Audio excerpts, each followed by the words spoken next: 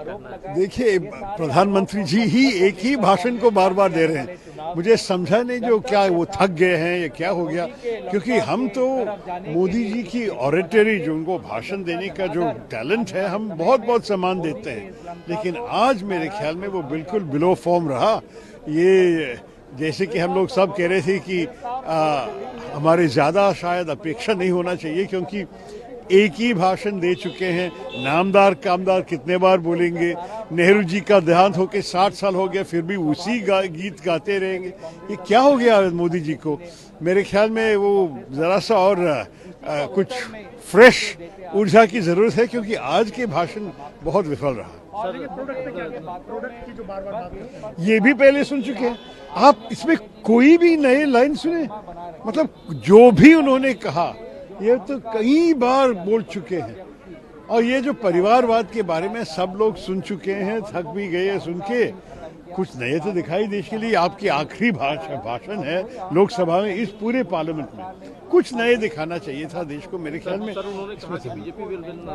हाँ, तो वही एक ही नई चीज थी कि वो 370 400। मेरे ख्याल में अगर वो ज्योतिष नहीं है, मेरे ख्याल में वो पुरोहित नहीं है और वो जाके प्राण प्रतिष्ठा किया, ज्योतिष नहीं है, प्रेडिक्शन भी देने लगे, मेरे ख्याल में ये तो नहीं होने वाला है। लेकिन अंत में तो जनता ही तय करेंगे। अब मेरे ख्याल में जनता उनको इस किस्म के रिजल्ट नहीं देने वाले हैं। और मेरे ख्याल में मोदी जी के भाषण में ही हमें अच्छा लगा कि उनकी मूड जरा सा डाउन हो गए हैं। देखिए, प्रधानमंत्री की सारे बातों में ऐसा लगा कि कांग्रेस दल के जो सभापति आदरणीय खरगे जी ने राज्यसभा में यूपीए के जो विभिन्न कामों की जो विवरण दी, उसी के उत्तर में आज पूरी प्रधानमंत्री जी ने अपनी भाषण वहीं पे उत्तर देते हुए अपना समय खत्म किया।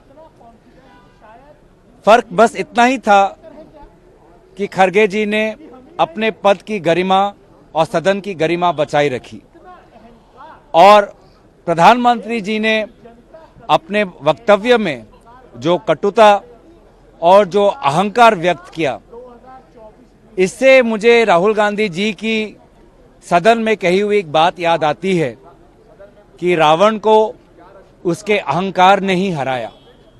और यही बात आज सदन में दिखाई दी, क्योंकि अहंकार से अंधी हुई ये महाराज की सरकार ने भारत में बढ़ती हुई महंगाई को नहीं देखा, मणिपुर में सुलगती हुई आग को नहीं देखा, अग्निवीर के बेरोजगार युवाओं की आवाज को नहीं सुना, और आर्थिक असमानता जो बढ़ती हुई जा रही है उसको नजरअंदाज किया।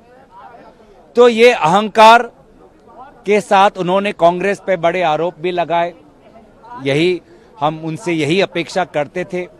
और उन्होंने ये पत्थर जो कांग्रेस पर फेंके, इन्हीं पत्थरों के साथ कांग्रेस पार्टी भारत के जनता के साथ मोदी के लंका के पास ले जाने के लिए एक सेतु बनाएंगी, और ये अहंकार को आने वाले 2024 के निर्वाचन में भारत की जनता जनार्दन इस अहंकार को भंग करेगी। तो सर, एक चीज उन्होंने कही कि एक ही प्रोडक्ट को बार बार लॉन्च करने की कोशिश बीजेपी अकेले लेकर के आएगी। देखिए, उन्होंने कांग्रेस पे आरोप लगाया।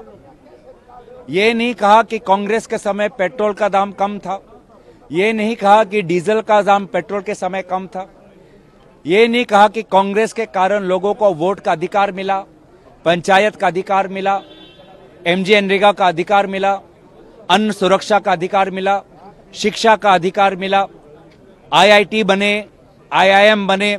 ये सारे बातें इन्होंने नजरअंदाज किए, और इसीलिए इनके अहंकार से 2014 से पहले भारत उनको दिखता ही नहीं, भारत उनको नजर ही नहीं आता।